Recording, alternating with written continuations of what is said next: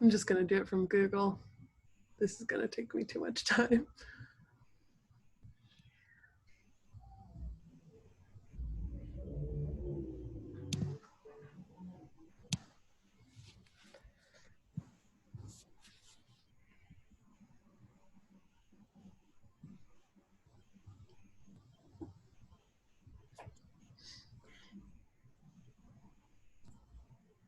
Are there people in the waiting room?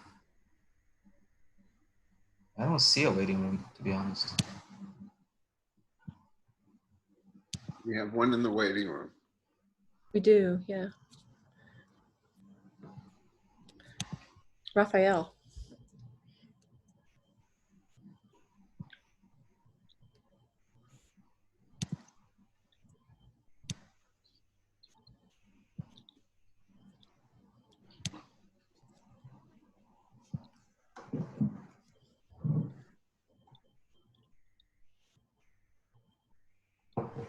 So one left. Does it only allow one in the waiting room at a time? No. Why don't we start admitting them?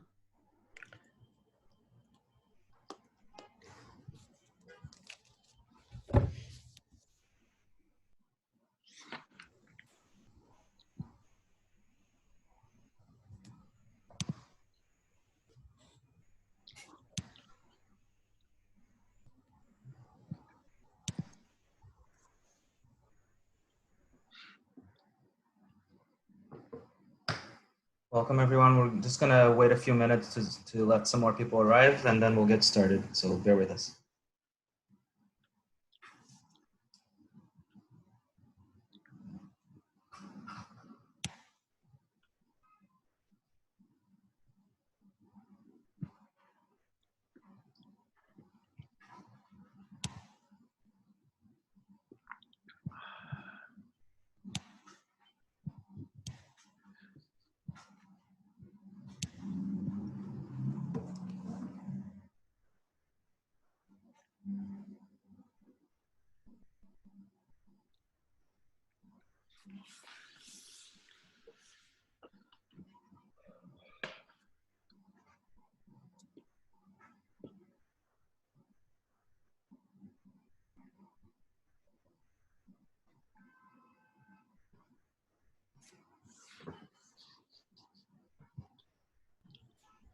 Lena, what map is that? That's, I think, one of the ANHD maps. COVID or? Yeah, yeah. But it was from April, right? It looks like it. Yeah. You know they're coming to present at the continuing GIS, advanced GIS lecture. Yes. Big network. Lucy? Lucy Block, yeah. That's great. She's come here before to present the DAP tool. Yeah. Faculty. Awesome.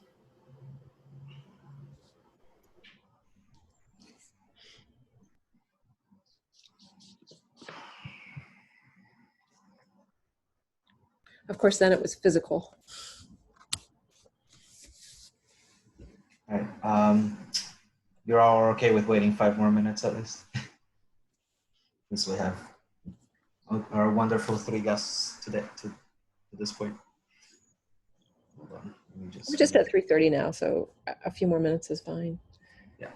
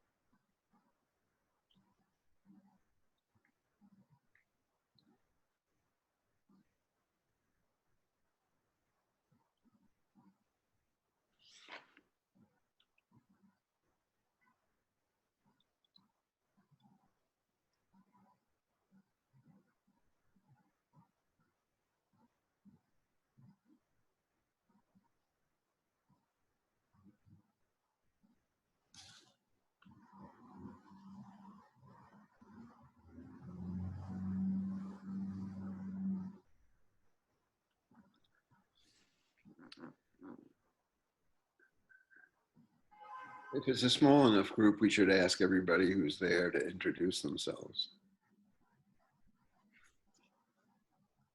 Good idea.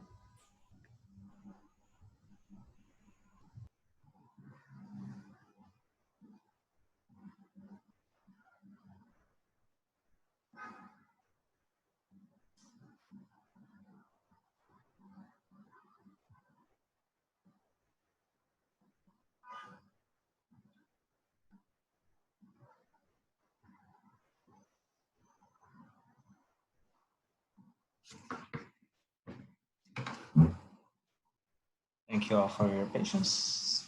Give it a few more minutes.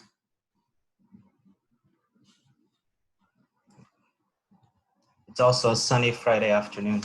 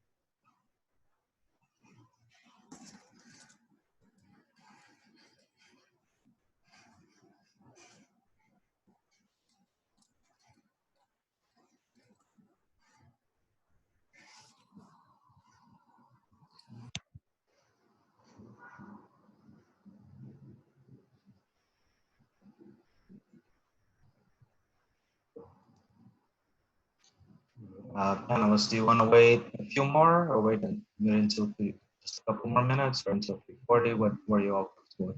And participants as well. Any anecdotes anyone wants to tell in the meantime?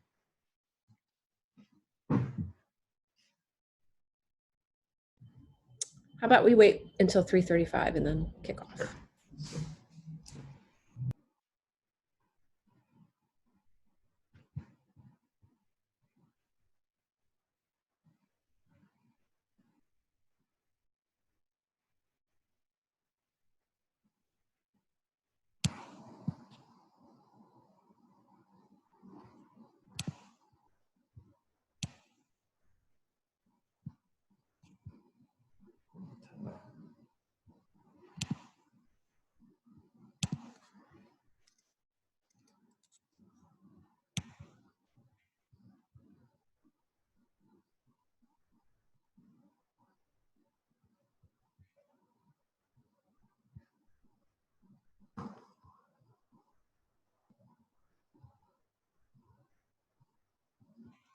Actually.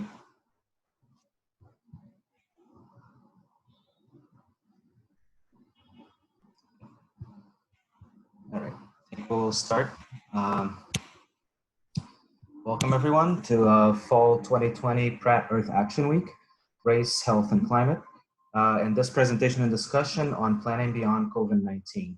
My name is Leonel Lima Ponce, and I am the coordinator, one of the coordinators for this event, and the coordinator for the Master of Science Sustainable Environmental System at Pratt Institute's Graduate Center for Planning and the Environment. We wish we could be holding this event in person, but we're happy that you're able to join us virtually from wherever you are. Next slide, please, Claire. Before we begin today's session, I would like to share a few announcements about Pratt Earth Action Week and how you can continue to engage with us in the future. Pratt Earth Action Week is running through Saturday, tomorrow, September 26th, The complete event info and registration page can be found at our Eventbrite site. There's an event coming up at 6 o'clock after this one. There's also an event and a beach cleanup tomorrow, as well as a jam session by one of the participants of today's events, Pratt Disaster Resilience Network. And I will drop the link to the Eventbrite site here, but surely you have all been on it or else you would not be with us today. All of our live and virtual events are going to be recorded and made available to watch on the Pratt Sustainability Center's website. Pratt Sustainability Center used to be called the Center for Sustainable Design Strategies. It has been rebranded to really create a more comprehensive face for sustainability efforts at Pratt Institute. In addition to our exciting lineup of presentations, discussions, and activities, I want to point out that we also have an online gallery of student work. There's an exhibit, and this exhibit will be built up over time to include work from before this semester and last semester, as well as ongoing work. The work that's being highlighted this week is related to the theme of the week, which is race, health, and climate, the intersection of these crises. And now I want to kick off today's session and introduce you to Pratt, Master of Science in Urban Placemaking and Management alumna and current Sustainable Environmental Systems student, Delaney Morris, who's going to get the program going. Thank you. Hi, everyone. As Leonel said, my name is Delaney Morris, and I am a current Sustainable Environmental Systems student, as well as a graduate of the Urban Placemaking and Management program, and co-facilitator of the Pratt Disaster Resilience Network, which is what this stands for right here. Before we get started, just a couple of really quick ground rules. We will be this is going to be an interactive panel and lecture. It won't just be us speaking. We want to hear from all of you. So please use the chat function to ask questions, have comments, and we will be opening up for a discussion at the end of this. But now to get to our panelists, I have the pleasure of introducing everyone here. Starting with Juan Camilo Osorio. He is actually the faculty advisor for Pratt Disaster Resilience Network, as well as an assistant professor in the Pratt Institute Graduate Center for Planning and the Environment. We also have Eve Barron, who's the chair of the Pratt Institute Graduate Center for Planning and the Environment, and Ron Schiffman, professor emeritus at GCPE as well. I'm also being joined by Brown Seabright, who is a student in the City and Regional Planning program, as well as my co-facilitator for the Pratt Disaster Resilience Network. And I think we have a little bit of time because it's a small audience.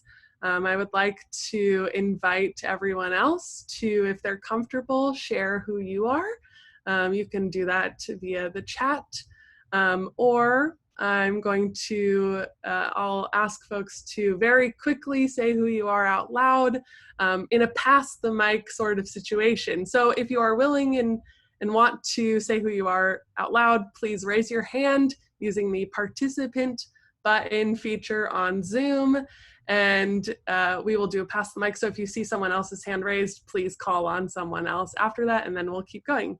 So I'd like to start with Pankti.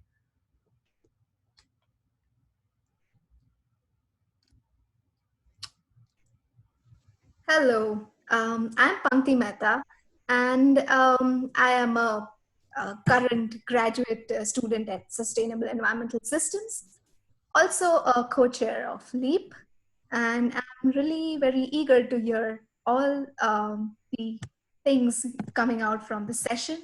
So yeah, looking forward for that. Thank you.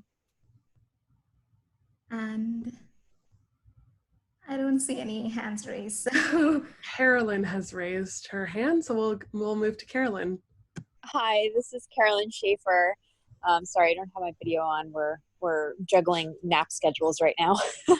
I am the Director of Sustainability for Academic Affairs at Pratt Institute, and I run the newly named Pratt Sustainability Center, and I'm just delighted at the outstanding week that we've had, and I'm super excited for this panel as we come to the close soon. So thank you for joining. Tyler raised his hand. Go ahead, Tyler. Hey everyone, I'm Tyler Clifton. I'm an alum of the urban environmental systems management program, currently sustainable environmental systems. But I work as an economic and community vitality planner at SEMCOG, the Southeast Michigan Council of Governments now, which is the MPO for the Metro Detroit area. Happy to see this slate of programs come across this year, and glad to find one that I was able to make it to. Anyone else? Folks are not comfortable sharing out loud, I do still ask you to say who you are in the chat, just so we know. We'll give it 2 more seconds. Anybody else want to jump in? Otherwise, we will keep going. I'd like to pass the mic off in this presentation to Juan Camilo, and he'll get us started. Thanks so much, Delaney, and thanks so much to everybody for joining us. I know that on a Friday afternoon, we all have various types of competing events. So welcome. My role is to essentially get us started with a walk through the agenda. So we're going to start with, now that we've done with introductions, we're going to start with a quick presentation about this initiative called Planning Beyond COVID-19. Then we're going to have a presentation and in Q&A around the work of the Pratt Disaster Resilience Network, followed by a breakout room activity. We'll reconvene for a short discussion, and then we'll wrap up with some remarks. So next slide, please. So what you see on screen right now is the list of over 30 people, and there were instances where we actually had more than that when COVID-19 happened, we're lacking a space to discuss how we were feeling, number one, and to discuss what can we do about it. And as a very organic conversation where literally a couple individuals just shared with others how we wanted to begin talking about what was going on, we created a space, a virtual space, a remote space via Zoom, where we started meeting regularly. And when we first created this, I think that there was one big question that brought us together. How do we as educators, designers, architects, planners, environmentalists, you name it, partner with communities and students to respond to the dual challenges pandemics and climate change pose and become better educators, practitioners, citizens, and neighbors? So number one, as you can see, this was a collection, mostly faculty, but also staff and others, including students, who were feeling the same way and wanted to start a conversation around this. We started meeting, and we identified a series of things that kept coming up. 5 themes. Number one, the idea of building a new normal, the idea that all these different crises seem to be compounding on each other. The idea that there was a public health crisis, the idea that there was going to be an economic crisis, the idea that democracy could be under threat, and then the idea that climate change, with the summer back then around the corner, yet increased or exacerbated the vulnerability of folks. And the other thing was that, or theme number 2, was that we needed to understand how to enhance the role of academia in building conversations about this, so that from early on, we could help facilitate conversations, learn how to listen and learn how to share ideas in terms of what was going on. If you may recall, kind of like those first weeks were really, really confusing because everything started very suddenly and all of a sudden there was a lot of silence.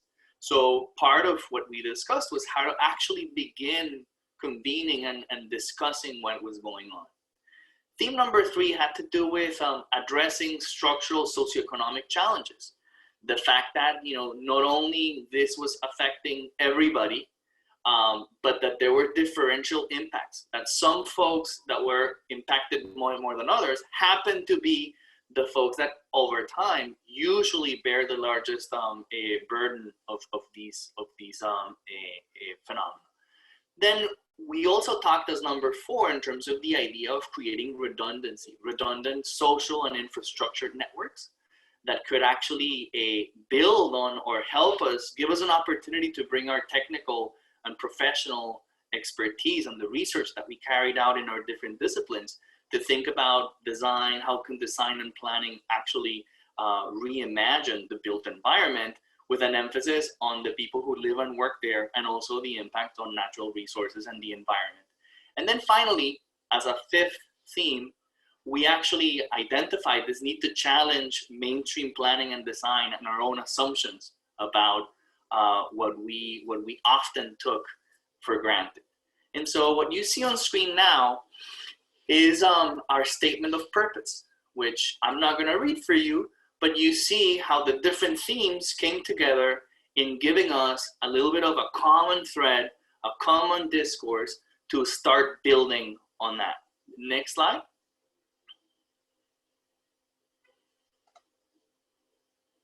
So I'm going to wrap up with 3 quotes that were extremely useful in motivating us to take this on, that also served as guiding principles to, take that statement of purpose and turn it into focused conversations where we could actually make progress in terms of those goals, those large themes that I was talking about. And the first one was a quote that came from President Bronet's email to the Pratt community immediately after the pandemic started. Whereas you can see, she's summoning a community of builders, of problem solvers. And of course, we in the Graduate Center for Planning and the Environment immediately, felt she was talking to us. And she was specifically talking to the need to begin understanding the different factors, the different causes that were making some more vulnerable than others, and really act on. The second quote was very much about not going back to the same normal, not sort of returning to existing conditions, but rather using this as a space for transformation, which came from Dean Harris in along more or less the same time. And I'll wrap up with a quote that Ron Schiffman, Professor Emeritus at GCPE, had posted a little bit a while back in 2013, right around the time that Superstorm Sandy created a similar shock in New York City and the region. And it's the idea that we cannot really move forward.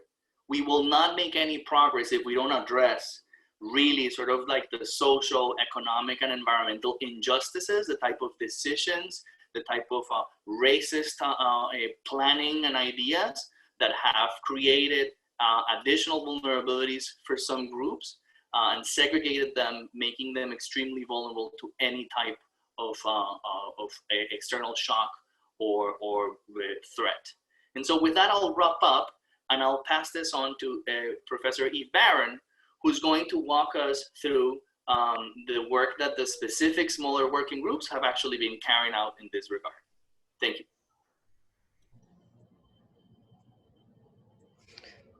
Thank you, Juan Camilo. Thank you for that introduction to the work of the group. As was mentioned, I'm Eve Barron. I'm the chair of the Graduate Center for Planning and Environment. And you can see from the quotes that were just referenced that there's a lot of strong motivation for this work. And that was really important for getting it off the ground. I feel like many of us needed to come together to really just have some space to process what was happening and work out some of the personal challenges that we were feeling as we were going through a crisis, and to really have some sense of what a future could look like, because that's what keeps us grounded as urbanists, is to be thinking about a better future. So this was a very welcome and needed space for that. And as the work progressed, we broke down into 3 kind of like buckets of work. And the group that I felt most closely connected to was the community constituency connections. And so this is a group of people who either were already working in grassroots organizations or who had done quite a lot of work in providing technical assistance to grassroots groups. I mean, there are many represented in the entire effort who also do that type of work, but I think, you know, we came together specifically as a group to really drill down on that, on the impact on grassroots groups more specifically. And, you know, we had some real concerns about the impact of COVID-19 on, you know, different grassroots groups and frontline organizations, and how this had the potential to change their work forever, you know. And we had basic concerns about the impact on the work, but also the impact on people's ability to communicate to each other, and to, if you're in a frontline community, how you are communicating with your constituency.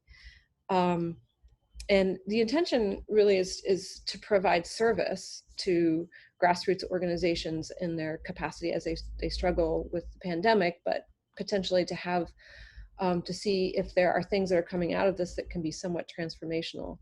But we first needed to educate ourselves. So what we were involved in right now at this moment is a needs assessment, really. So we identified about 20 community-based organizations with whom we already had some direct ongoing contact. And we're talking about a range of groups who work across a range of topics, from everything from immigrant rights to housing rights, to social service provision, to affordable housing, to food pantry work. So, you know, our intention was to get enough information from them that we could structure a way to support them moving forward into the future, in ways that both had potential to connect the groups, because there are a lot of common issues that frontline groups are facing.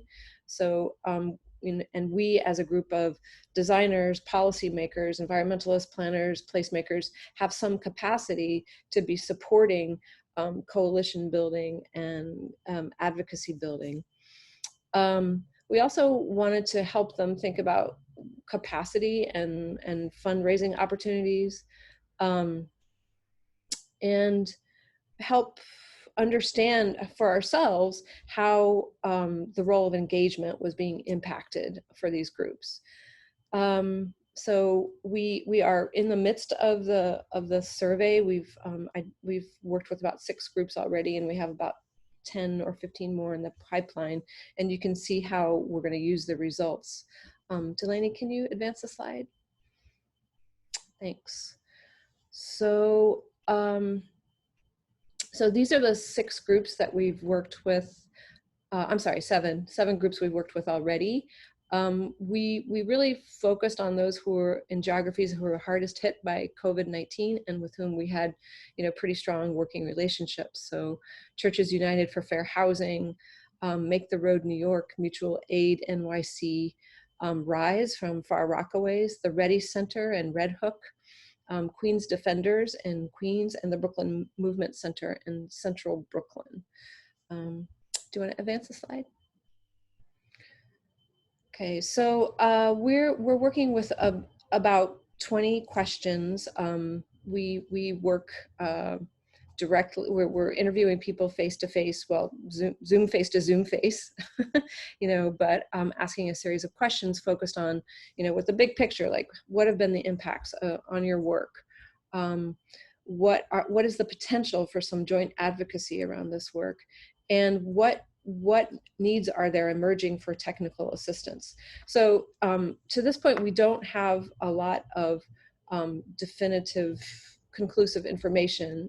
We're only, you know, getting started with the work, but I wanted to leave you with just a few takeaways from the work. You know, groups are reporting that the ability to build camaraderie and connections has been really severely compromised by going into a remote environment. You know, in person, is especially important for grassroots organizations, and having lost the ability to meet people in place has been very devastating. People are reporting that, you know, some of the hardest people to get to now are the elderly who are most concerned about leaving the house and being out in public. So they're feeling a very great disconnect from one of the most vulnerable groups in their constituency who needs the most help at this moment. They're worried about philanthropy. They're worried about state and local funding. Right now, it looks as though philanthropy is stepping up and working with groups. In fact, sometimes, in some cases, reaching out to groups. But there is some concern about how the echo effects of the shrinking economic situation is going to impact philanthropy. So we're also kind of just trying to understand what the emerging picture is for technical assistance. What can be our role? We're starting to see that groups need research. You know, they want to be able to understand and share with their constituencies, like the facts behind a development proposal, for example. You know, they want to have some ability to produce graphics. So I think there's, you know, some things that we're trying to shape as opportunities both for students and as volunteer potential, but also for internships. I think that was the last slide, I believe, right, Delaney? Okay, yeah. So I'm happy to talk about this more in the discussion, and to see if you are interested in being involved in the work. Thank you. And now I'm going to kick it off to my colleague, Ron Schiffman, to talk about the next group's work. Okay. The slide is so, at least to me, it's so small, you're not going to be able to read it, so I will try to describe it. One of the things that we encountered right at the very beginning, in March, when we started realizing what the impact of COVID was, it was that it was really throwing sort of gasoline on a lot of the issues around racial and economic injustice that impacted our city for a very long time. And we began to understand, I think, very quickly that we were dealing with a really important moment. And the moment was, you know, the fact that that COVID really would lead to an economic crisis, since a lot of the businesses were beginning to shut down almost completely, and it would create an economic trauma both for individuals and for our economy and for our city and the state. We also knew that very quickly that it was sort of a precursor of what might happen if there were a climate disaster. We realized, and we discussed the fact that we will eventually have a way of vaccinating against COVID, but we can't vaccinate against climate change. So we needed to look at a post-COVID environment as one that also was dealing with some of the challenges put forth by climate. And we quickly learned from the streets that we were also entering a period of time of racial reckoning. And the intersection of the racial reckoning, the economic crisis, the pandemic, and the potential climate change, not the potential, the impacts of climate change and their increasing severity were all issues that we had to take a look at and looked at in some sort of a coherent way. And that in order to deal with all of those, we were at a particular moment where we might be able to think big, think beyond the narrow incremental changes that were necessary, so that we could, in reality, deal with a new normal, because we can't go back to the old normal. And we know that for a fact. And we also know that the economic crisis that has hit, with the tens of millions who have been unemployed, means investing to really build out, investing public resources as well as private resources in order to be able to climb out from the deep economic hole we're in. So the committee that I was working with, and which was sort of a great group, it's about 20 to 30 people that have come in and out. I should Natasha Yonder and John Shapiro and David Kalick and a number of others have been very much involved in, came up with 4 major interventions. One of them was basically, how do we deal with the care and solidarity economy? How do we address the gender issues that have plagued us for far too long? And how do we really respect a lot of those frontline workers who, if many of you know New York, we come out at 7 o'clock in the evening to applaud, yet we don't pay them decent wages. And many of them are women, and many of them are new immigrants, and many of them are people of color. And yet we don't in any way recognize them economically or socially over a long period of time. And one of the things I heard recently, and I'm paraphrasing something that Martin Luther King said, was that in essence, the garbage collector, the person who picks up our refuse, is as important to our health as the physician. Think about that. And in reality, that crosses a number of different lines. And that's what we started discussing in the care and solidarity economy. How do we deal with worker co-ops? How do we deal with women-run businesses and activities? How do we really begin to create a caring society that addresses the daycare worker and the senior care worker with respect? The other thing we started thinking about is, how do we really go beyond job creation to wealth creation? How do we deal with the enormous economic disparities that exist in our society? And can we begin to look at some of the initiatives of the past that people were talking about, that began to look at how one transforms the issues of wealth creation and the issues of discrimination that have taken place. And we began looking seriously at that.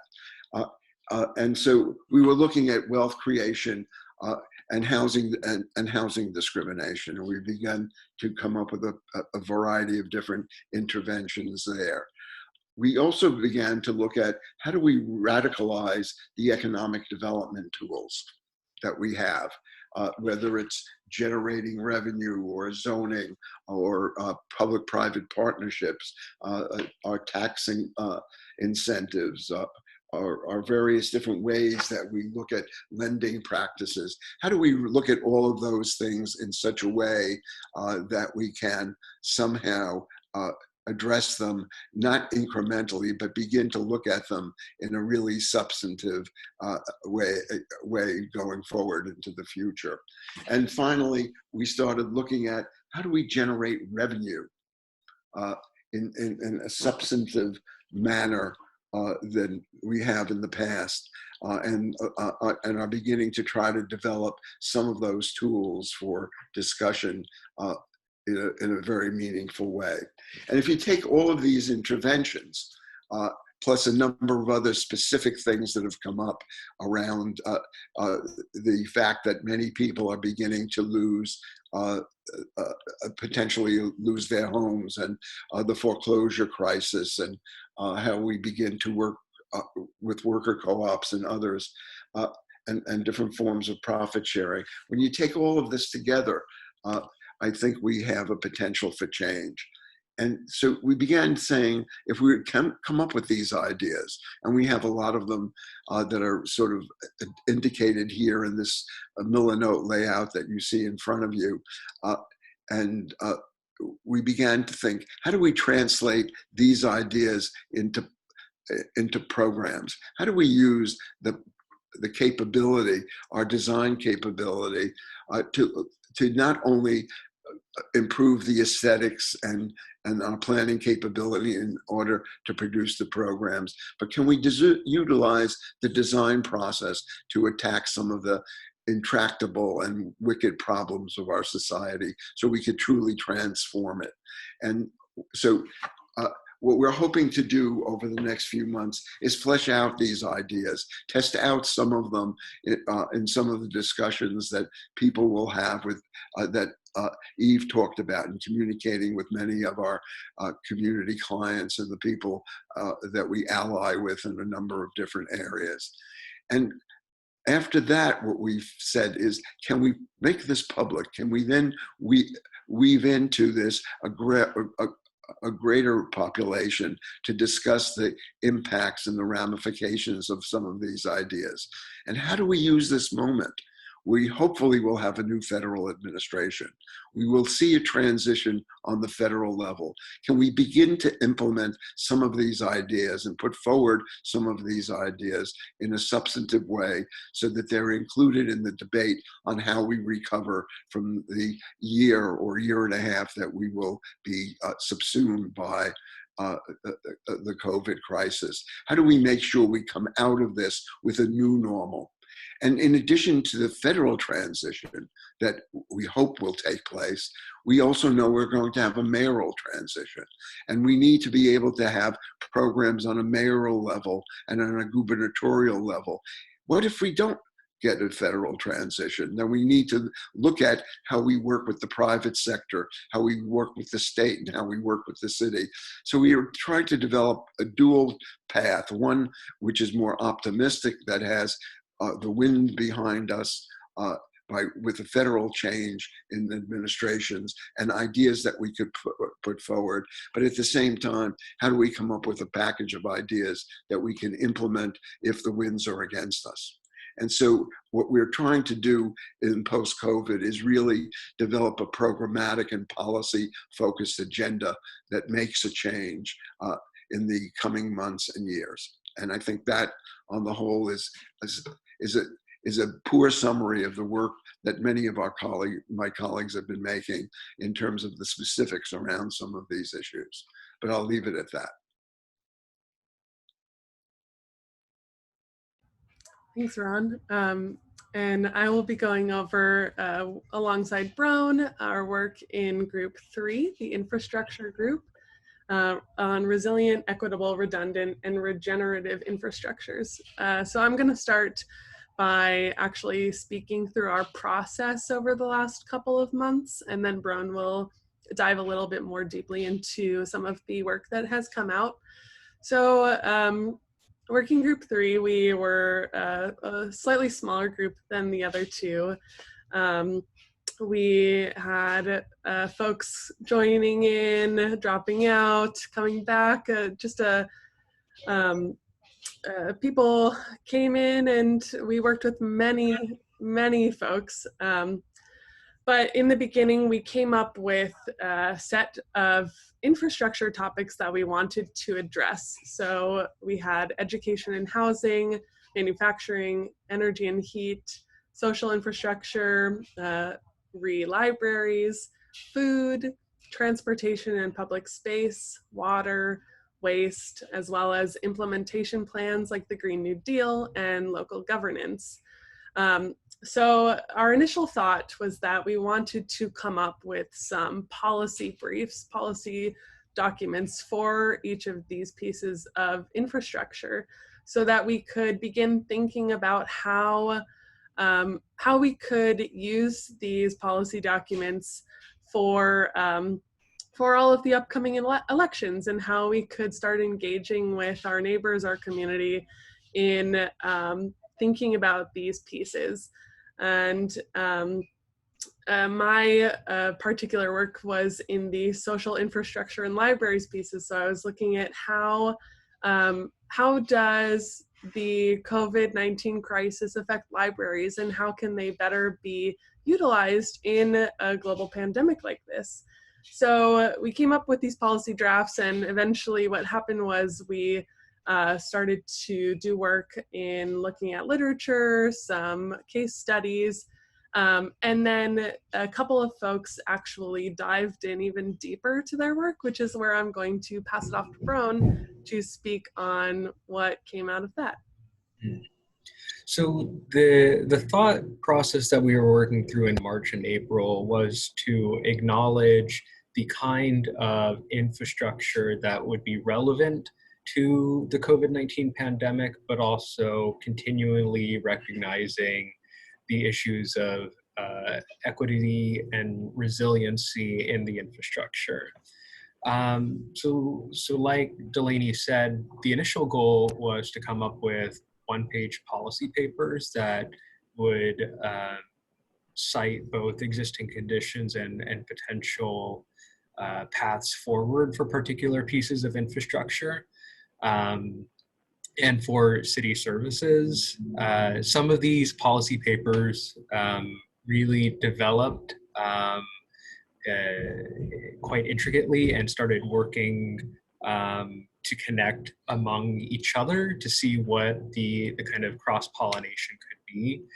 So for example, education and housing became a big area of study with Zera and Matea, understanding both how our housing situation has ended up in the way it is, but also surrounding impacts and influences on how education is or is not done equitably based on where people housing is.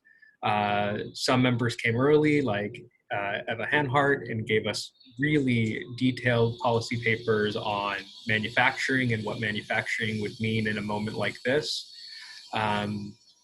And now we are starting to take the next step of integrating this information with the work of not only the other groups, but also potential other avenues for research. So for example, my topic was around energy and heat, and I've been collaborating a little bit with LNL on how that research might go forward. And for me, it's partly in thesis work. Well, we're interested to see how this furthers with where Planning Beyond COVID-19 group continues developing.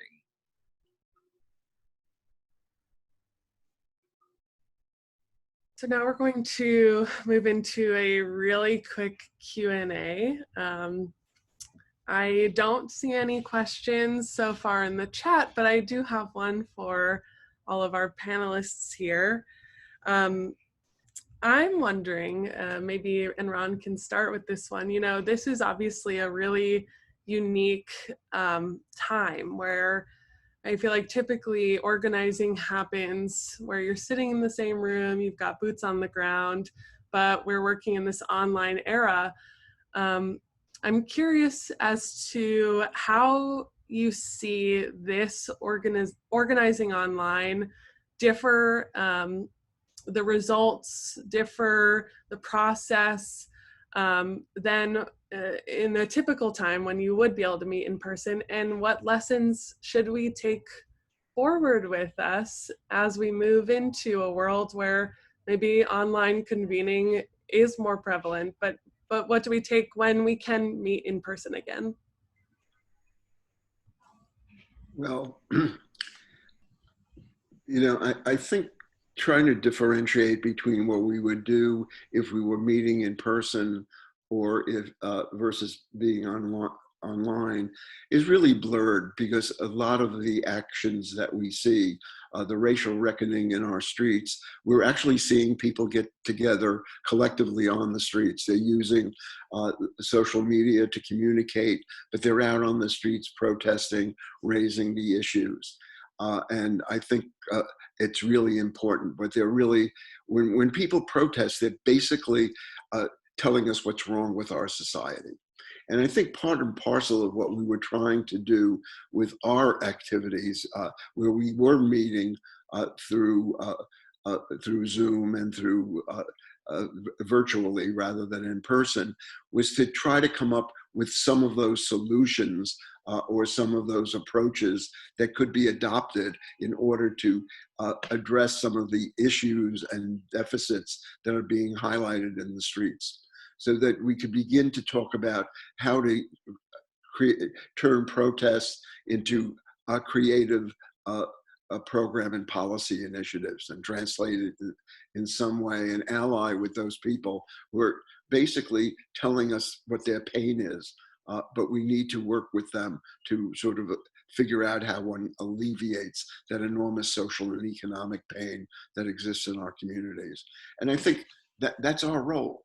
And part of it is that we shouldn't be sitting by and just doing academic research or just traditional planning research, but trying to think anew on how we create this new normal in such a way that it catches fire. But even if you read some of the conservative economic policies like Bloomberg News or others, they're talking about how we get out of this economic hole we're in. And we can't do it incrementally. We're not going to be able to deal with all of the needs that we have that have come about because of the COVID crisis. They're talking about a K recovery. That means the top 1% income will continue to go up, but the 98% will continue to go down dramatically. That the disparities that we have in our society are going to get worse as a result of the recovery, unless we plan that recovery in such a way that the beneficiaries are mutual. And so I think it's really important that we work on these one-page papers, that we begin to inform the debate around the transition, hopefully on the national level, that we begin to inform the mayoral candidates and the citywide candidates of public policy issues that we think they should be addressing come the following year. And the debate will begin on January 15th about mayors. And that's about our mayoral race. And that will address our local public policy. We're talking about eliminating 22,000 city jobs. Think about that and multiply that. It's over 250,000 people will lose their jobs just because of that city action. And so we have to address ways that the city can recover without that kind of pain. We have to come up with the ideas of how we protect our neighborhoods and protect the people who are really vulnerable in the coming months. And so the ideas around a care economy, the ideas around job creation and wealth creation, the idea coming out of UPROS around the green resilient industrial district, the idea for new economic development tools, including new revenue tools. It's not only fighting for Washington, but it's also fighting on a local level with the state and local governments. We need to look at all of those things. And in addition to that, I think this moment enables us to think big, and not to go back to incremental kinds of changes. We can't afford those incremental changes any longer. We got some. One of our allies that the Group 1 is going to meet with is Ready. Ready came out of the student work in 2013 around Red Hook. And people recognized that there needed to be a means of addressing the economic disparities in that particular community.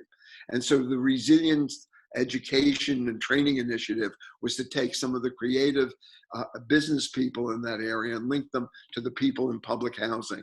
That's been creeping along, and it's been a major contribution, but it should be moving at a much faster pace. And so we really need to begin to look at how we organize, work with the organizers, work with the people who are screaming out their pain, and at the same time come up with the solutions and the alternative means of policy and program efforts. And I think we can do it. If we don't do it, then this country is in a lot of trouble. And I think we have to begin to think big and act as if we can achieve big things. If we lose the federal election, we then have to look at the city and the state as the vehicles for achieving that with partners in the private sector.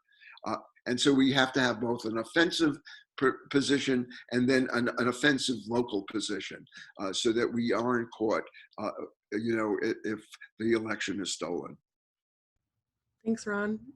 Eve, I'm going to pass the same question to you, and then Juan Camilo, if you could also answer, and then we will get back to our presentation to get to the next portion of this. Sure. I'd be happy to answer the question, but you might have to refresh it, because I was very taken with Ron's answer that I've almost forgotten the question. So. Sure.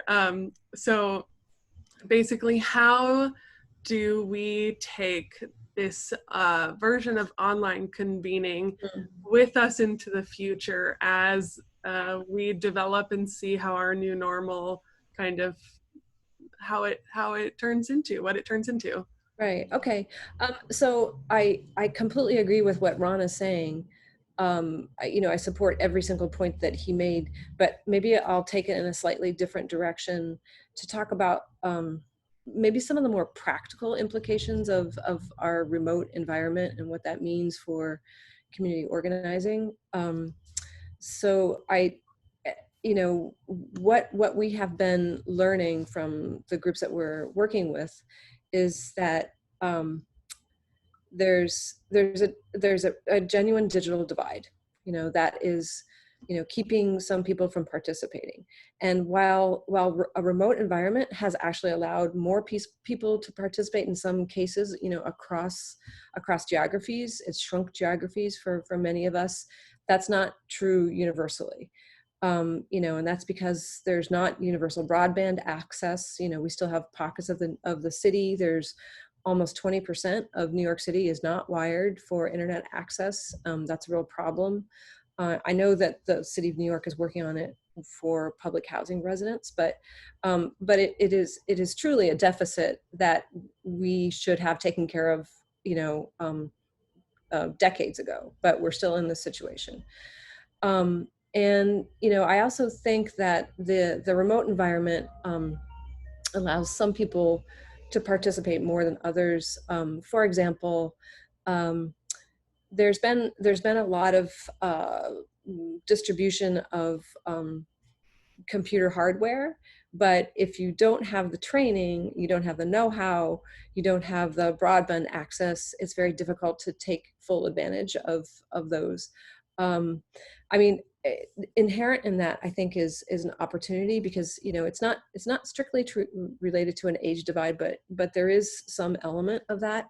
But I think there's an opportunity for groups who have both young people and older people in their constituencies to match them up in partnerships, so that younger people can be helping older people build their technical capacities. And I'm not saying that there's anything inherent about being older that prevents you from being technologically savvy. I mean, we know that's not true, but I think it is a matter of exposure and experience, and sometimes that can be daunting.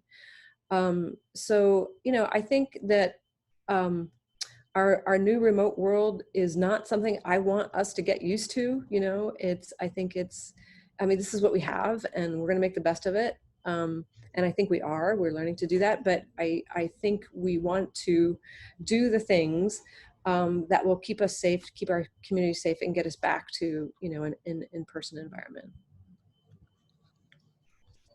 Thanks, Eve. All right, Juan Camilo, you want to take Thank you. Thanks so much for that question. It's a really interesting and relevant question, because, as my colleague said, it really gets to the core of challenging a little bit our own assumptions in terms of, what is it that we should protect in terms of what we had, what is it that we shouldn't take for granted, but also what are the opportunities in terms of what has been kind of like thrown upon us.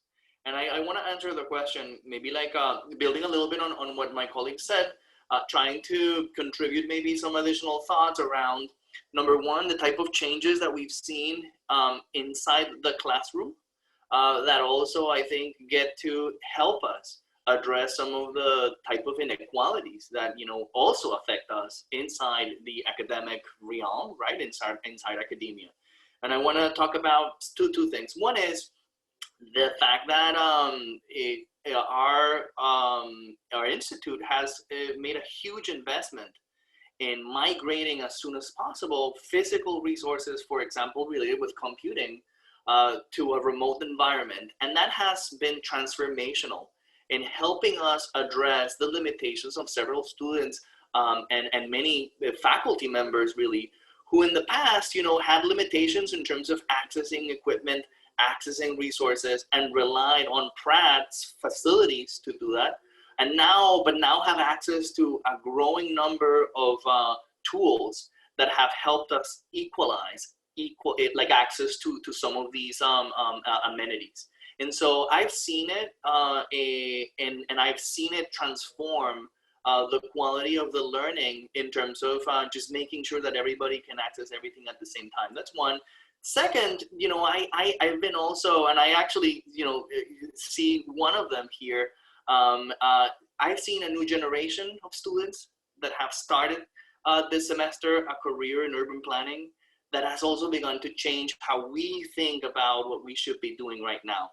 And, that in and of itself is different, and I think has been affected or transformed or pushed forward by everything that is happening around us. And I've been very surprised to see the level of organizing and the level of proactiveness that this new generation has brought with them and generated as they've started their program. And also, I feel that they kind of like reflect this appetite, this need to go back to school for some as an opportunity to take advantage of the moment, broadly speaking, and actually respond to what the time is calling for. And then I just also wanted to comment a little bit in terms of outside of the classroom, maybe one or two things that I've seen have been extremely powerful. For those of you who have been following recent land use discussions in New York, you probably have been aware or have been familiar with what has been happening in Sunset Park. And I'm also super inspired with the way in which UPROS and their allies have been combining in-person organizing and advocacy with an online strategy to basically multiply advocates and people to have multiple meetings with stakeholder, with elected officials in preparation or in preparation for like big kind of like decision making that was, has been happening over the last weeks.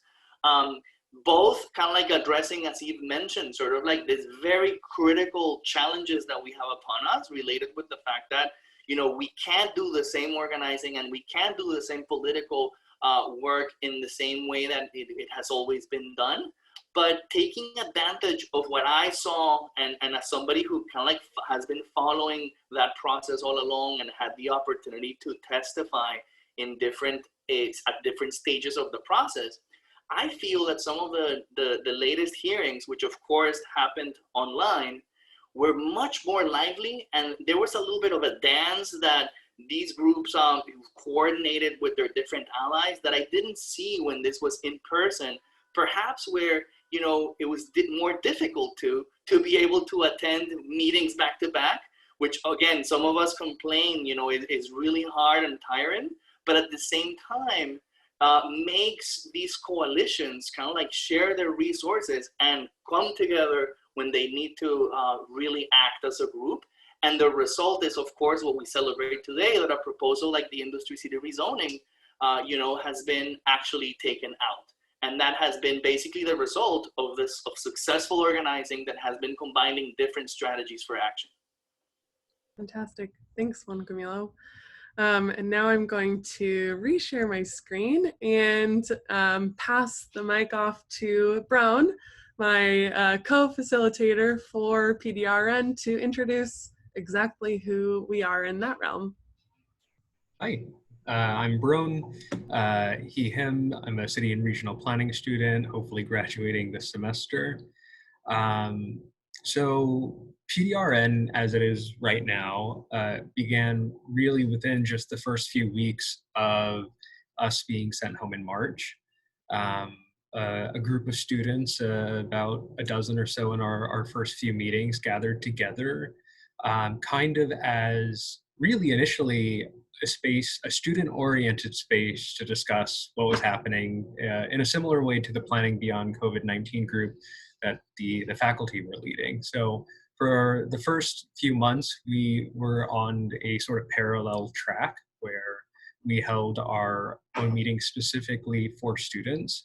And we began organizing some activities that Delaney will talk about in just a little bit. But as the weeks rolled on, we started kind of asking ourselves, what is the role of a student organization in this moment? We're in a crisis that looks very different than many that we've seen before, but continues to intersect with other crises, and will continue to multiply the effects and the externalities of those.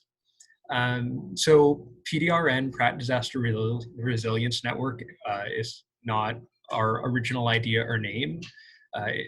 Pratt Disaster Resilience Network actually began in late 2012 following the impact of Superstorm Sandy on New York City.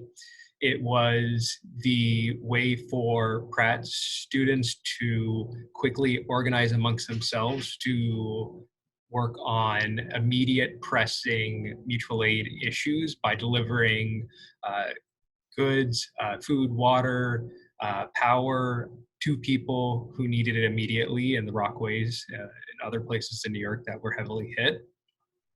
And we had the privilege of talking to a lot of those original members and understanding how and why they began to organize in the way that they did. And that influenced us heavily when we decided to reactivate their name in our own work. So PDRN, as it is today, is still trying to address the systemic and intersecting crises. And we are trying to build a lasting network of partnerships within and outside the Pratt community. The goal we've really settled on is to create platforms for collaboration. We envision PDRN moving forward, being able to establish mutual aid networks between students, faculty, and alumni in the form of theses incubators, independent research support groups, skill sharing. But as part of a network, we're especially interested in developing pipelines to support the communities that Pratt works in and with, and grassroots organizations. So that means research-based actions, independent studies, internships, and volunteering opportunities. We are trying to take the needs that are being identified, the opportunities that we are learning about, and pairing them with the active work that is happening within GCPE and Pratt Institute at large. So we've also held a variety of other events to connect students, alumni, and faculties through learning and unlearning, jam sessions, webinars, and other events, and I'll pass it on to Delaney to talk a little bit about those. Thanks, Brown. Yeah, so since we started meeting, as Brown said, we were about a dozen students, and we wanted to engage with our fellow GCPE students in this new online world. And so one of the very first events that we held actually was a webinar called Planning Beyond COVID-19. And it was with our faculty members, a couple of which are actually on this panel today. That webinar was such a success that we were like, okay, we're gonna do some online events. So the next one that we held was with GCPE alumni. We had a representative from each of the 4 programs: CRP, City and Regional Planning, Urban Placemaking and Management, Historic Preservation, and Sustainable Environmental Systems. But we quickly realized that we wanted something a little bit more low threshold, where we could, as students, convene together and just discuss ideas around different topics. We all of us in the group at the time were interested in different things, so it became this moment where we wanted to showcase each other's skills and our assets that we had, so we opened up these jam sessions. Our first jam session was on health equity and COVID-19, hosted by Kelly Peterman, who was in the CRP program. And what we did was we sent out 3 resources, very low threshold, 2 articles and 1 podcast or other piece of multimedia. And we just came together and we talked, we chatted, and we just wanted a space where we could share ideas and discuss kind of our feelings and actions and what was going on in the world based on these topics. So we kept doing them because they were extremely helpful and really nice to have this space to talk with one another over the summer when we couldn't just hang out together anymore. So we did one on density and COVID-19, and we asked the question, is density to blame? We did one a couple of weeks ago around hurricanes and COVID-19, and again, looking at those intersections of crises. And tomorrow, actually after the community cleanup event for Pratt Earth Action Week, we will be hosting a 4th jam session on the waste of COVID-19 and our community. So understanding what waste has been generated by, let's say, masks and gloves on our city streets, and how have our waste systems changed because of the pandemic. So we'll be doing that. We have also been asked by Juan Camilo here to help host and moderate a lecture series this semester for the advanced GIS course. We held one about 2 weeks ago now with Derek Watkins of the New York Times, and we have 3 more coming up, which you can RSVP for, and I think somebody will be able to drop the Eventbrite in the chat for folks to check it out. But just in general, if you would like to stay involved, get involved with Pratt Disaster Resilience Network, I highly recommend following us on our socials. We have a YouTube, Facebook, Instagram, as well as an email, which you can see here, and we can probably also drop some of those links in the chat. So now I'm going to quickly pass it to Eve. If anybody has questions, PDRN specific, we'll answer those really quickly. Otherwise, after that, Ronan and I will take over again, and we will just start our discussion. Thank you, Brown and Delaney. That was great, and it's really fantastic to see that effort develop under your leadership. If people have questions for PDRN representatives here, please put them in the chat. But I'll kick off a question to you to get things rolling. So you're both poised, at some point to leave the program. You've been developing your own practice while here, and I'm wondering if you can talk a little bit about how you think, number one, that pandemic will influence your practice, as you graduate and move on to jobs. I know, you've had work, in internships and other forms already. And also, if the experience of organizing PDRN if you feel that's going to have a lasting impact on your own practice too. So it's kind of a 2-part question. So either of you or both of you can take a stab at that. Brown, why don't you start? Sure.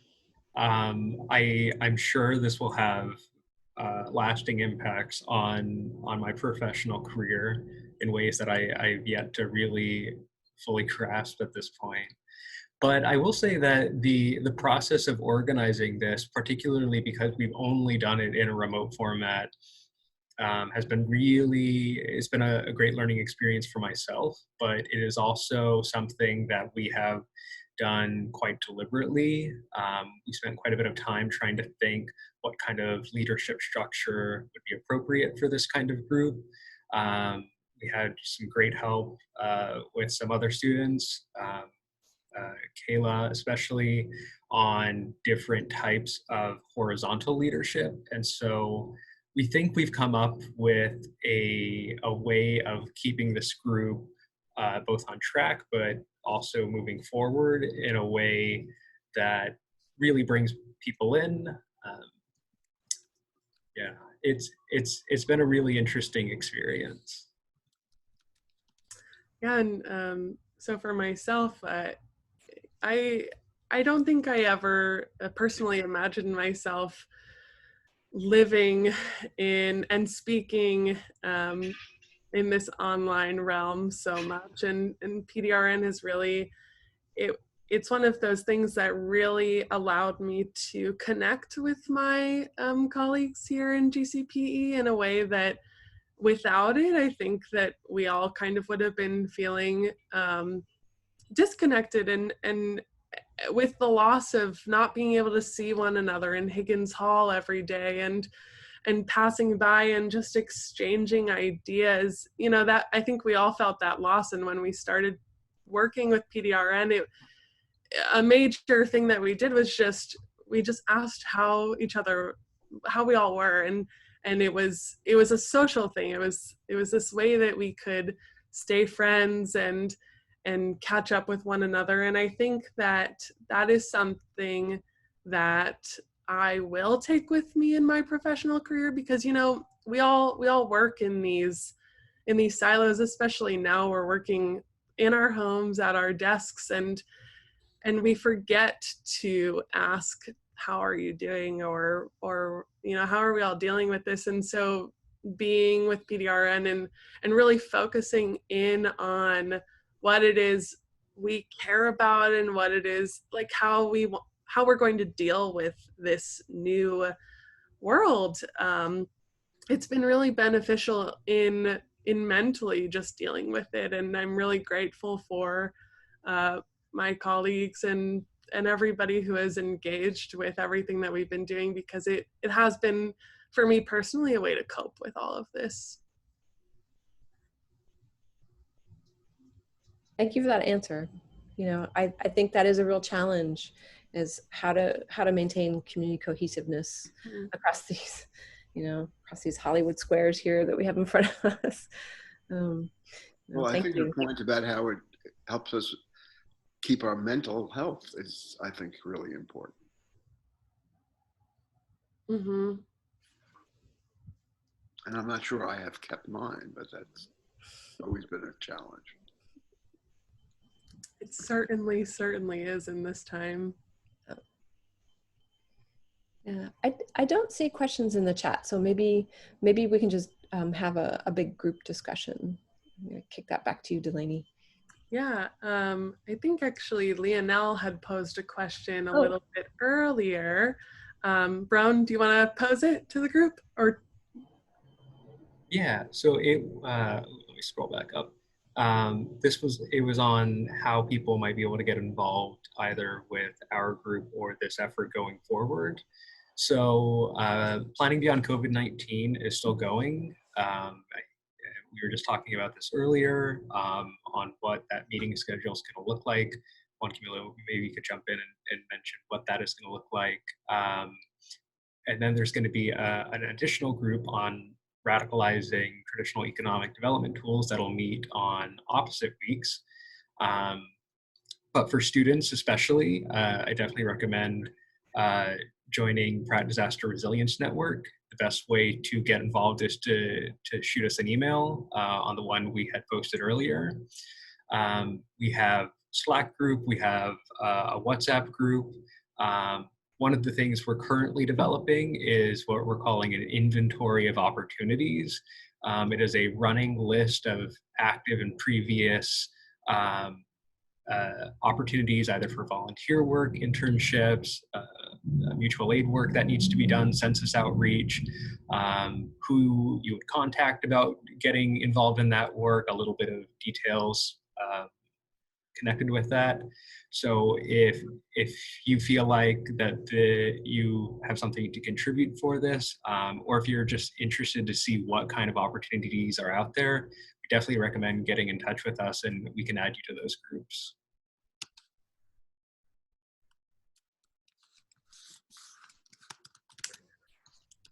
Great. Juan Camilo, do you want to add anything else to next steps?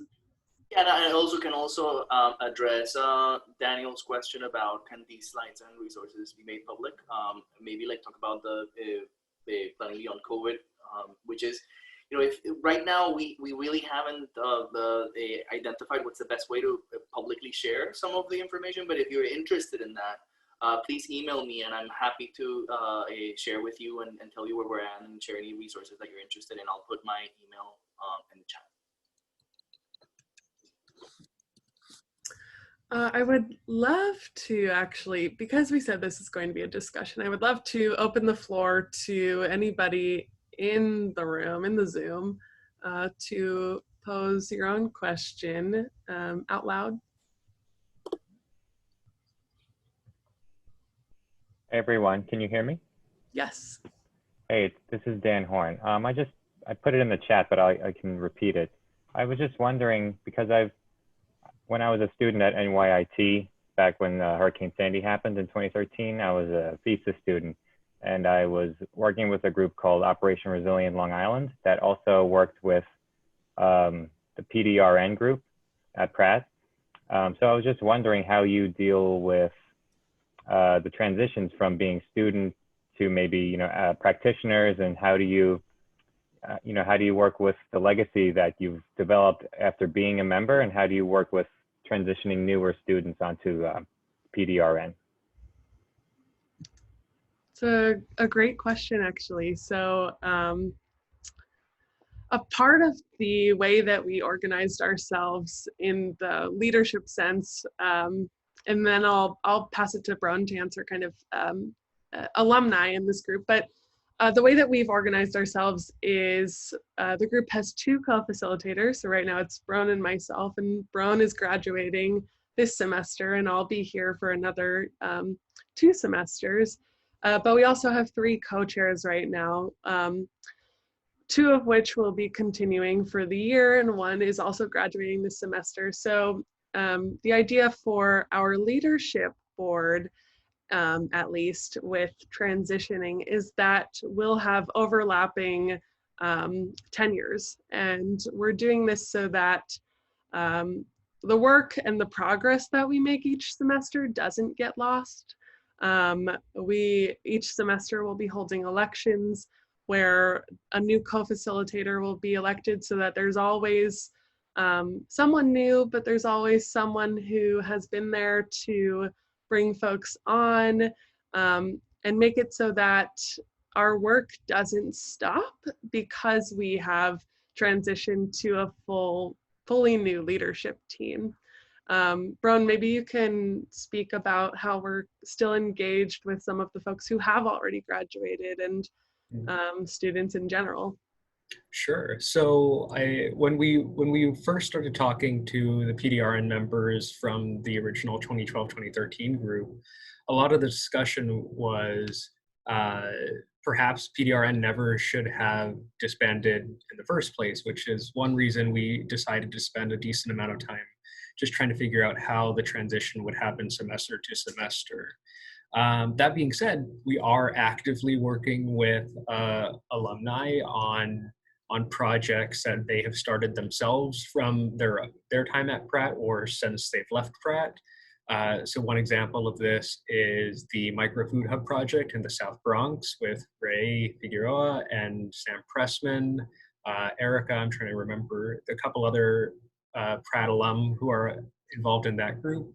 And they have a series of ideas that could eventually turn into theses or independent research. And they are looking to get more current Pratt students involved with that. And so we are kind of facilitating the connection between those alum and their projects and what students want to work on right now. If I can, Delaney, because I know a number of those students that were around in 2013 when Daniel was referencing it. One of the people who worked on the Red Hook studio, I don't know if they were part of PDRN, but what PDRN did at that point in time is it helped launch a series of studios that we operated beginning that semester that we refer to as RAMP, Rebuild, Adapt, Mitigate, and Plan. And that then worked and led to one of the students, Christopher Rice, who graduated at that time, spending a great deal of time working on how one learns to live with water, and eventually became one of the founders of Black Space and went to work for one of the companies, consulting companies, working on a lot of issues in in and around New York City, at everything from education to resilience efforts. The students who worked at Goals, good old Lower East Side, became advisors in the Rebuild by Design effort. A couple of those folks now are very important people because they've stayed involved in both community participation, but are now working for the folks in at the city council. When a lot of us the other day had to sign up to speak remotely, and the person controlling that was one of our graduates. You've got the whole Brooke Mayer and Rebecca Crimmins, who worked on it, went on to work again for the city, committing themselves to following through in different ways. So it worked both as students and led to job opportunities that I think they would not have undertaken if they weren't engaged the way they were. And then the Micro Food Hub in the Bronx, which is a later effort, is where our students have been directly involved in dealing with not only creating a hyperlocal food supply, but working with a group that's working with folks who have been recently incarcerated and are released, and how do we make sure they have good job opportunities. And the Micro Food Hub has been looking at some innovative new technologies and how you really allow different local producers of food to link together and create multiply their initial efforts. So there's a lot of activity going on there. Erica Asinas, who worked on that, as well as working out in the Rockaways on Storm and Managed Retreat, she's now going to be a policy analyst working out at the University of Washington. And so with that experience and engagement has led to enormous opportunities for those students. It's been marvelous to watch.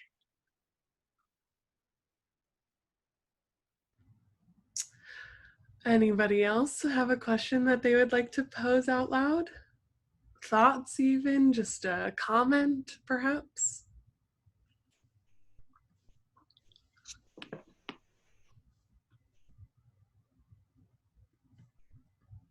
Well, I wanted to say one piece of this that I've really valued about the summer working with this group is how non-hierarchical and collaborative it has been. You know, I think that spirit has been referred to in various forms here, but you know, it's long-standing faculty member, new faculty members, you know, adjunct faculty members, current students, graduates, you know, even some people who aren't affiliated with Pratt, all contributing as equals and with equal opportunities for leadership roles. So, you know, I've really valued that.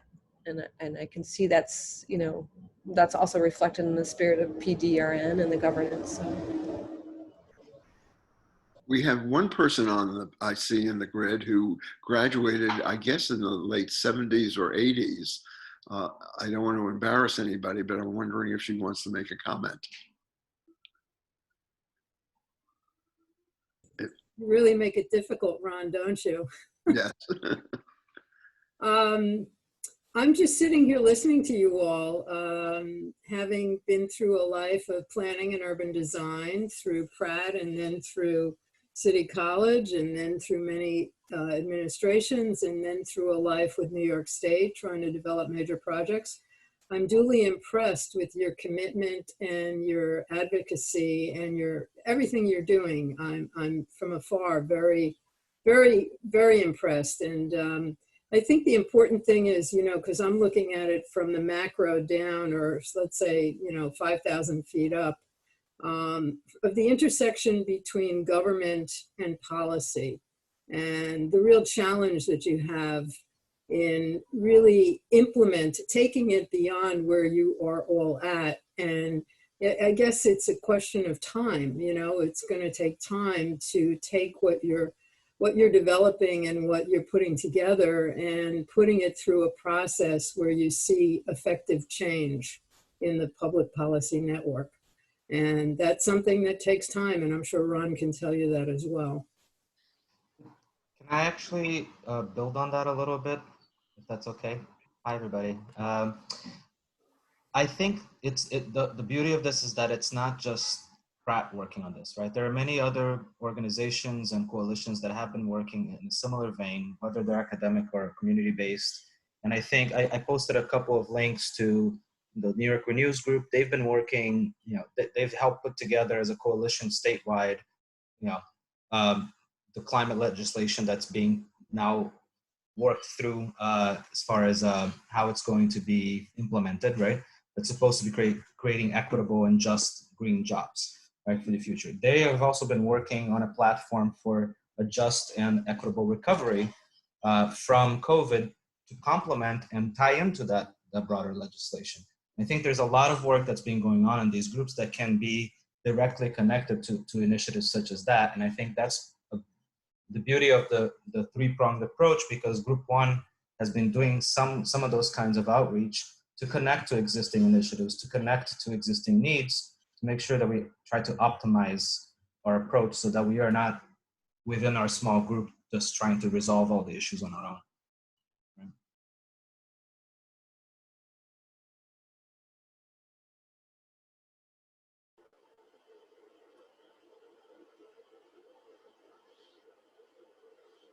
If there are no questions from the audience, I wanted to ask a question to the audience. So Tyler, Raphael, Robert, Christy, Mimi, those of you who haven't spoken, like, tell us who you are, where are you at? How can we work together? What's in your mind? Does any of these ideas resonate with what you're doing? James, I see James still there. Like, what's going through your minds? I'll chime in. I guess sort of to build on some of the last couple comments. Well, I guess I'll start by saying it's been really nice to be able to join this conversation from afar and hear that a lot of the questions you're asking and issues you're looking at are similar to the ones that we're looking at in other parts of the country too. And it's, not that any of us have the answers to them necessarily at this point, but I guess a lot of my work is with local governments, working with a range of local governments from the city of Detroit to agricultural townships and small villages.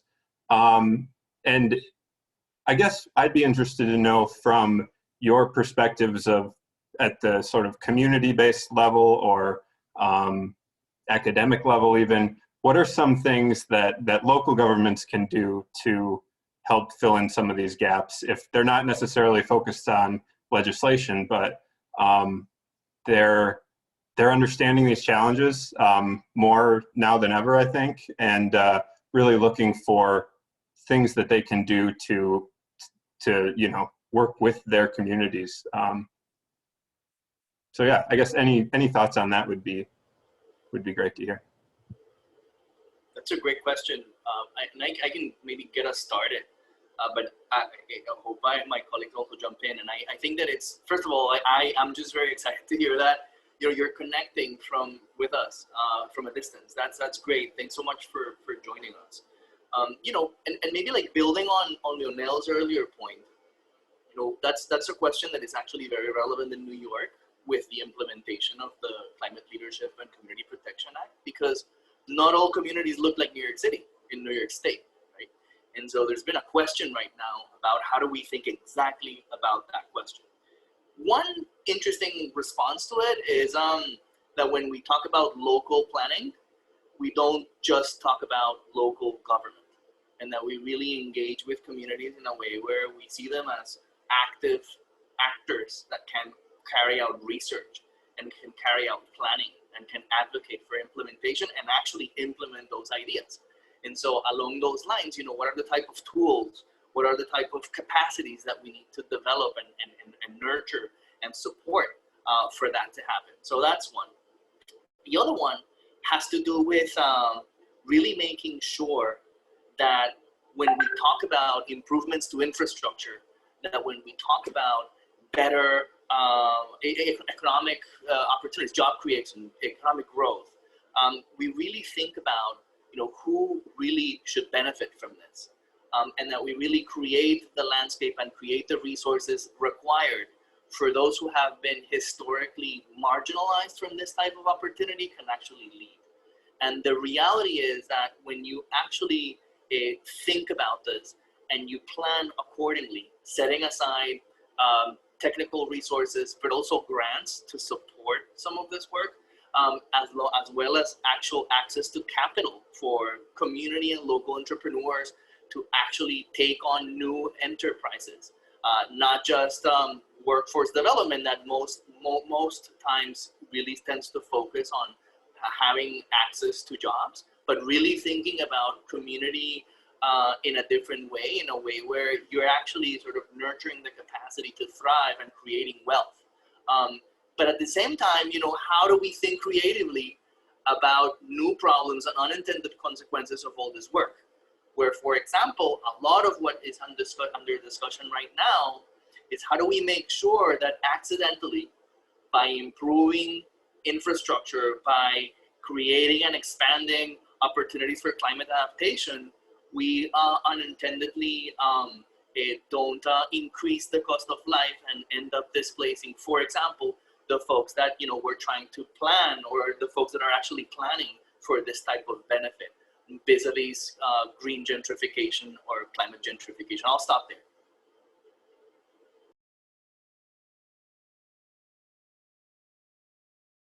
Ron, I think you're on mute.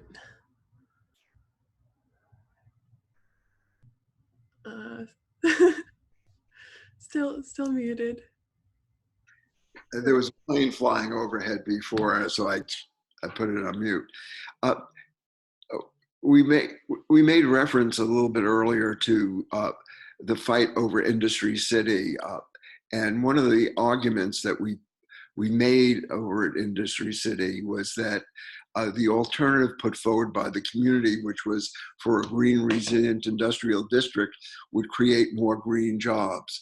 And some of it was highlighted by the fact that the new New York State legislation that passed was created by a group of environmental justice organizations getting together with some of the bigger green corporations in New York State, green or not-for-profits in New York State, to get the state to work on just transition activities. In other words, how do we transition our society from being carbon-based to being one that will deal with a non-carbon future and one based on sustainable processes? And out of that came an idea to dedicate this area of Brooklyn to create those jobs because of its location, geographically and regionally. It was very much appropriate for it. COVID proved the need for manufacturing because the supply chain can't be always relied on.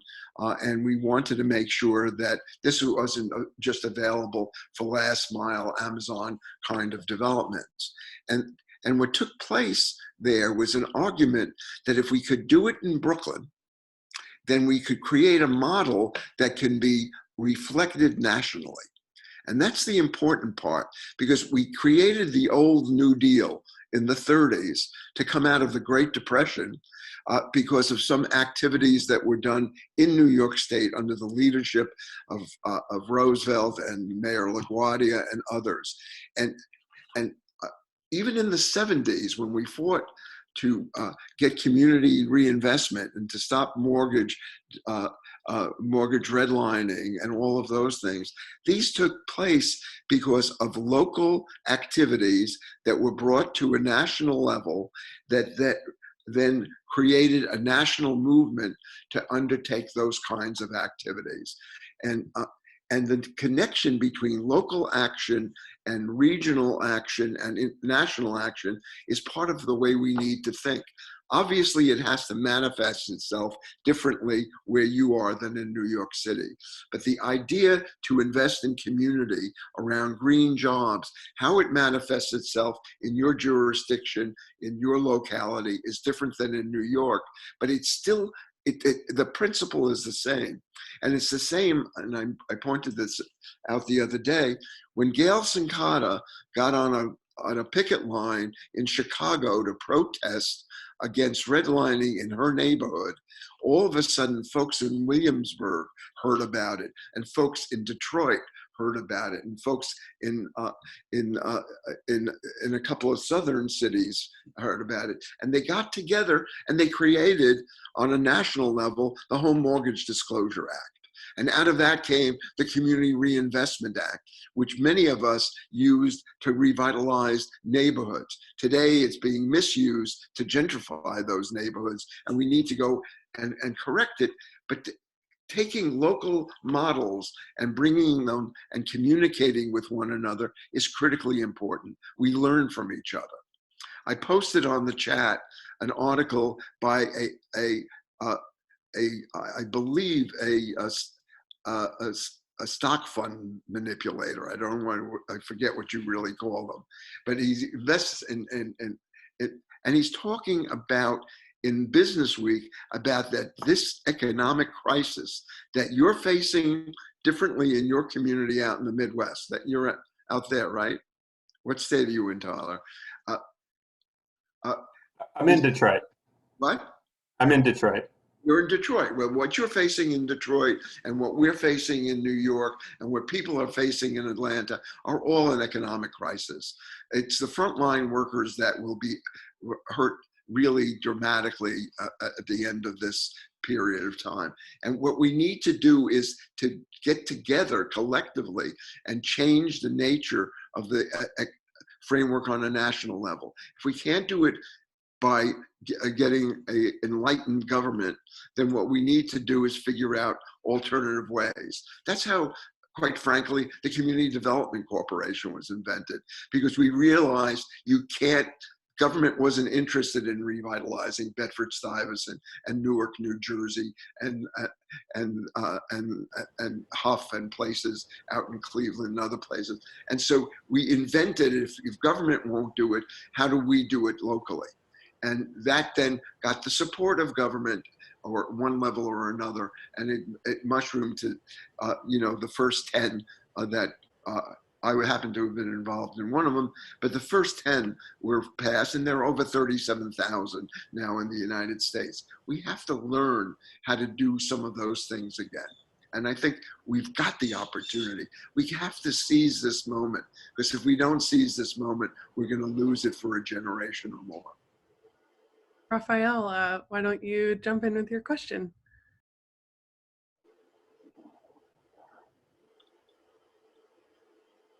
Hello, how are you? I am Rafael. I am a urban designer.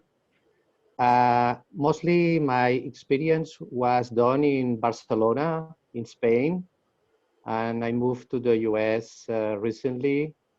Now I am in Queens, the borough of Queens.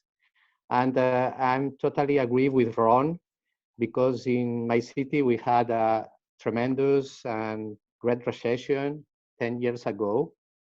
And due to that, the different areas of Barcelona neighborhoods start to be involved in different actions in front of the crisis, but also related with rezoning plans. And the most important, as Ron mentioned, and the others, and all of your proposals and actions that you are leading from this Pratt community, is the bottom-up process. It's very important. And also to try to reach more city level, and then, as you mentioned, regional level. But it's very difficult to promote network and to be in all together fighting to recognize all of these little action everywhere with from these all community-based organizations. Then, in my opinion, there is a tremendous, very high challenge how to organize all of these little community-based bottom-up actions into a movement. Then how do you, what's your idea about how to manage all of these existing actions into a movement?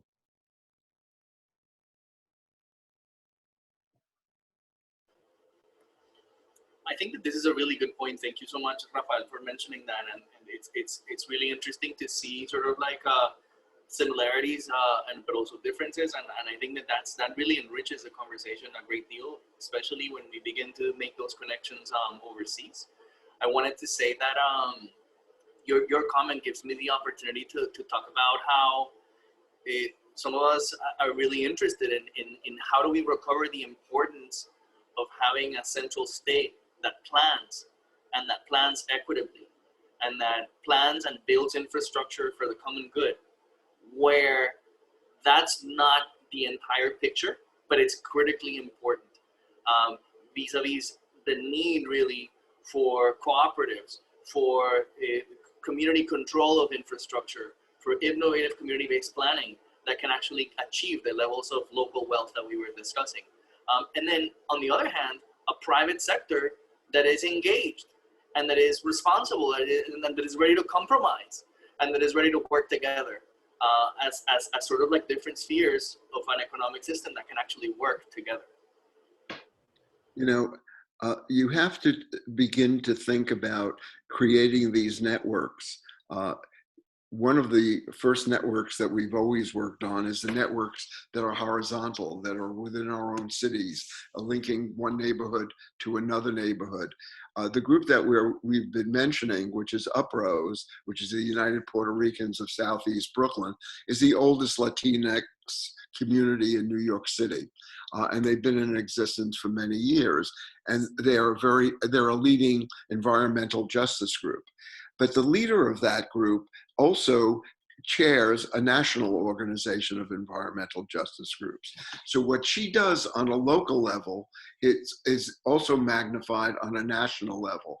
The New York City Environmental Justice Organization, NEJA, brings together all the environmental justice groups. They join together with a variety of the larger environmental green groups, 350, the National Resource Defense Council, and a number of others, to fight for changes on a statewide level, which are now a model for other states. And what we need to do is connect to the tilers and to the folks out and around the country, and they have to begin to learn from what we have done and what New York Renews has done, and then begin to create this kind of national communication network. We have a role to do with our own professions as well, and so we have to work through the American Planning Association, through the AIA, through progressive planning networks, the planning network itself, which Eve Barron has been very much involved in. And so we have to use those networks. And one of the advantages recently is we can use social media and stay in touch with people. Right after we were hit on 9/11, we communicated with groups, and a whole network of organizations visited your city, your home city, Barcelona, to learn how you coped with responding to disaster in the past. And it was a very enlightening meeting when we met with some of the leaders and your mayor there on how you worked and used various different opportunities over the years to rebuild that city and to make the city what it is today. And so creating these exchanges becomes really important. And it really is wonderful, Rafael, that you're joining with us. And hopefully we can weave you into our discussions on post-COVID-19 and learn from your own experiences. Thank you. Thank you for the answer. I appreciate it a lot.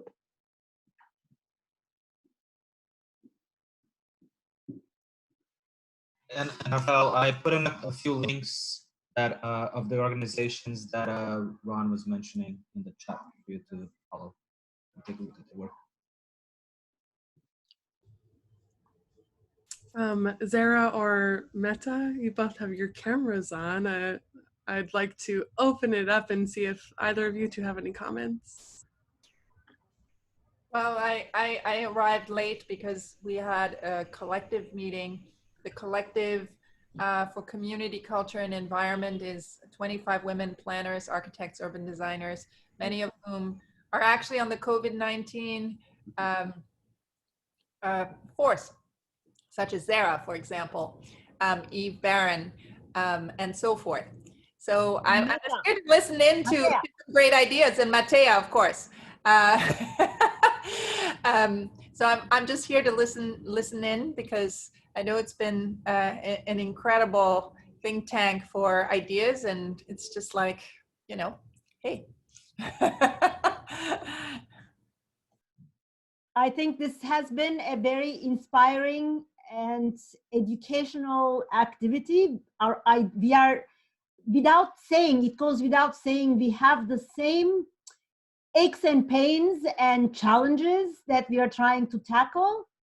The real challenge is how to channel our ideas and make a point without making it into a year-long obsession, and therefore these discussions have been really milestone for me to understand where everybody stands and where everybody wants to go, and we are trying to bring them back into one cloud, if you so will. And I think between Juan and Lionel, and they will orchestrate us. And Delaney, you have been awesome, really. a mortar in a brick wall. Thank you. The group 3 had very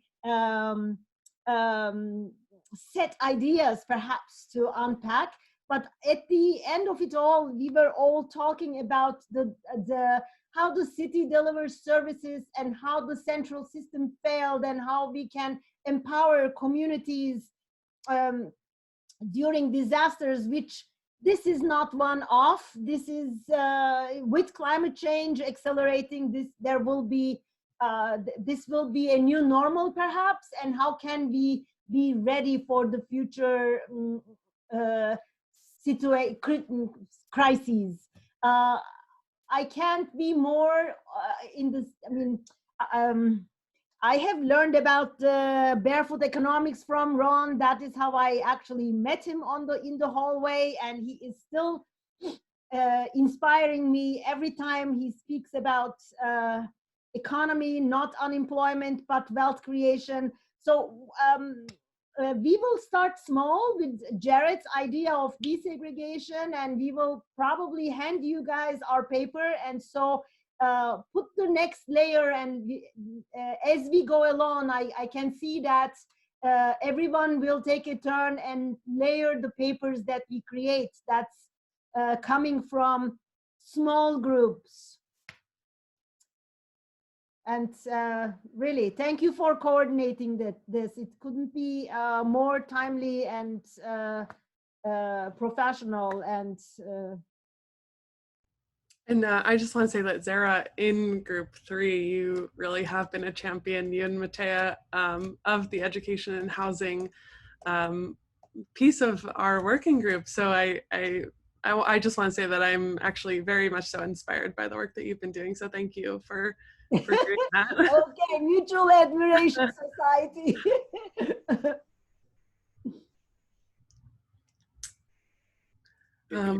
If we have time, I still wanted to encourage Robert and Christy, some of the folks that haven't spoken, James, to share a little bit about, you know, where they're at, what's going on through their minds. Personally, I'm trying to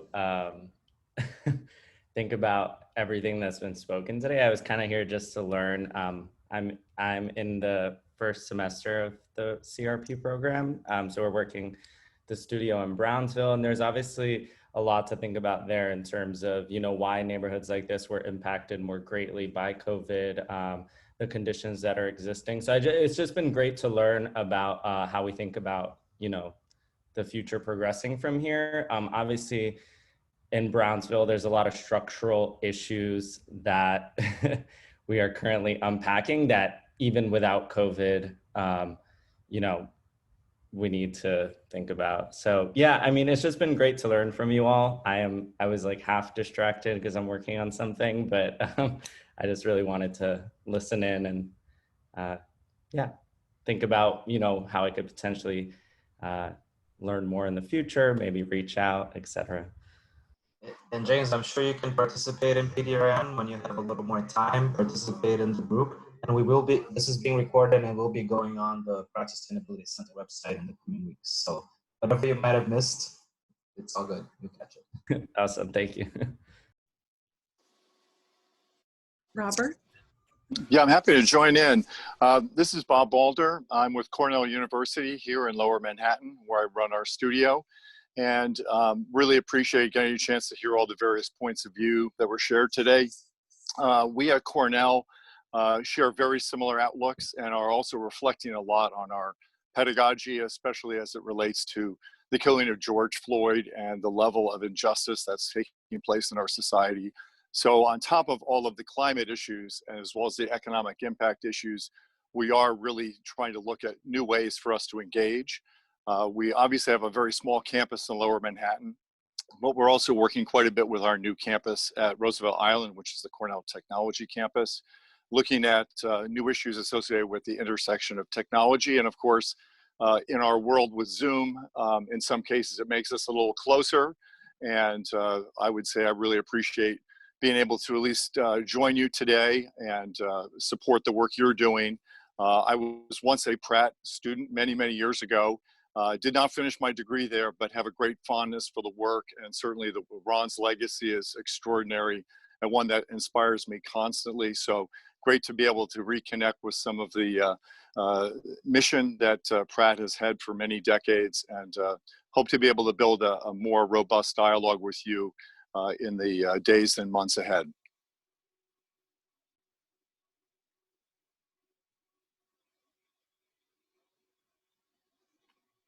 Fantastic.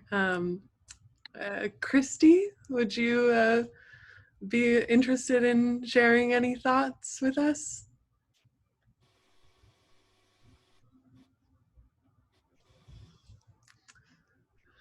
Nope, that's totally fine.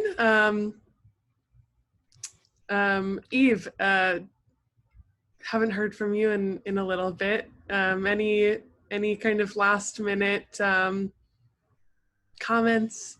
Yeah, I mean, part of the second part of the point I was making about this being a non-hierarchical effort that is very inclusive is the fact that, it can be opened up to people who want to join in, even unto people on this call. So, I think if Delaney, if you want to suggest ways that these people can stay in touch with beyond COVID-19, that would be the way. I mean, I know that PDRN is an actual student group, so that would be relevant for James, but not for other people on the call. So,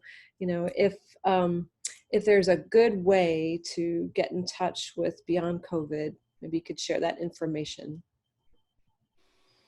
Yeah, I think that Juan Camilo had shared his email in the chat, but we also, at PDRN, we are a student organization, but we are looking to network and work with folks outside of just our students. And I mean, Bob, you are an alumni, despite the fact that you may not have finished your degree here. So if anybody, if you want to collaborate on anything, we're open. We really want to be able to help facilitate current students with working in the outside world beyond Pratt.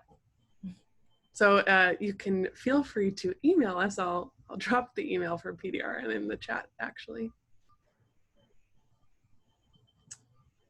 But if there's nothing else that anybody wants to say, maybe Ron, do you want to say one more quick thing, and then I'll reshare my screen and pass off final thoughts to Juan Camilo? I do have a question, just because I was late, and I'm sure you mentioned this, but how are you going to, publicize, or is there going to be a report or a website, or, how is this going to be, all of this incredible brainstorming and so forth is going to be communicated at the end of the day, and is there a timeline for this? I can respond to that. Thank you, Meta, for that question. Right now, we have 3 working groups, and each of the 3 working groups has a scope of work and a series of benchmarks and deliverables that they're working on for the fall. And so we really don't have just one large sort of a kind of like timeline that we're looking at. But happy to share with you where each of the working groups are, and really invite you to maybe consider joining them. I think that just to recap really quickly, one is community constituency connections, the other one is working on comprehensive economic development strategies, and the other one on redundant infrastructure systems, and redundant and resilient infrastructure systems. One other thing which Meta wasn't on our earlier discussion, this has been going on all afternoon, but I often moderate a panel in the spring, and you've been at many of those. And this year, I think what we're going to do is dedicate it to the reports coming out of each of those committees. And it will be done in such a way that we hope to get people like Robert Boulder joining us, and maybe Fran Huppert and others who will work with us to flesh out those ideas, help convert those ideas into public policy and program areas. And we want to publicize those, because that seminar series includes students, but it's open to the public. And what we hope to do is use that vehicle to raise those issues, make sure they become part of the transition to hopefully a new federal administration, but also as an agenda for the next mayor of New York, because that struggle is going to begin as of January 15th, I would guess, is that we're going to see all of those candidates become more active. And we've already begun some discussion with some of those candidates. So what I'm hoping is that the work here will not be only academic, but lead to some sort of substantive and programmatic change. And that, in many ways, I'll turn it back to Delaney to do what she wanted to do. Well, since we only have 2 minutes left here, I do just want to take a moment to thank all of you for coming. Thank you for tuning in. Special thanks to Lionel for helping to organize this from the back end. Yes, virtual claps all around. Thank you so much to Juan Camilo, Ron, Eve, for really championing this effort, the Planning Beyond COVID-19 effort, for the last 6 months, and really allowing us students to be a part of it, and teaching us and letting us co-learn with you. And also thank you to Brown for co-moderating with me tonight, this afternoon. It has really been a pleasure. I'm going to reshare my screen once more and pass it off to Juan Camilo for final thoughts and just concluding remarks. Thank you, Delaney, and thanks so much to everybody who has joined us today. It's really really interesting to hear your questions, to hear your comments, to be able to share a little bit of what has happened. And I think that really the only thing that I can say is really to highlight what you've mentioned, to extend an invitation to join us in some of these conversations. If you are a student at Pratt, reach out, or a staff member at Pratt, reach out, or a faculty member, please connect. If you are, if you already graduated, please tell us where you're at. Tell us, you know, what are you working on? How can we help each other? How can we coalesce? If you know of somebody who's interested in going back to school and is thinking about is looking for a place that where these types of ideas are relevant, ask them to look at Pratt. We would love to work on stuff together and share our resources or skills to collaborate. And if you're also sort of in another school, I mean, we would love to take this advantage of this moment right now to really just get to know each other, identify, you know, how can we really work on stuff and really maximize our efforts, build on our common interests, and really sort of continue to grow together. I'm gonna borrow one last sentence that Ron always uses, and I think that you know, these compounding crises are really problematic. I think that it's sometimes hard to focus and understand really what's on the other end, but we'll get through as long as we stay connected and stay engaged.